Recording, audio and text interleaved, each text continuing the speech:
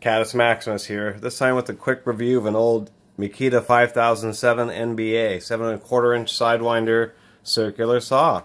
This was also made in 1986, so after 30 years it's done pretty well. It does have a magnesium housing, and wherever the paints come off, you can see it has some pretty rough corrosion right there. I do have the rip guide for it, or the rip fence. The guard still does work pretty smoothly. Bearings are still pretty tight. One issue obviously with the saw is it just has a flat aluminum plate. It's fairly thick, but it's not as heavy duty as the skill saw's aluminum plate.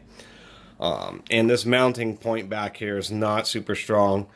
And so it's not quite as physically heavy duty as a skill saw.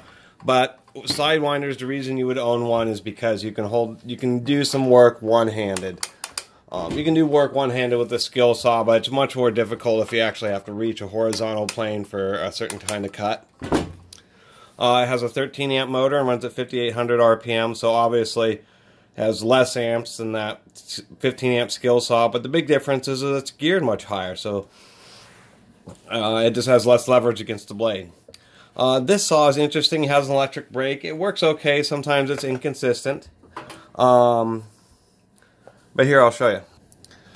Always be extra aware when running a circular saw. So, as you can see, it has a nice little electric brake. And a really heavy-duty trigger switch that hasn't had any issues. I need to replace the strain relief on the cord. But just a quick review of what, like a 30-year-old Makita circular saw, if you don't drop them or run them over, they're actually pretty nice and pretty durable and will last you a long time. So anyway, just wanted to put up that review. Please subscribe. Catus Maximus out.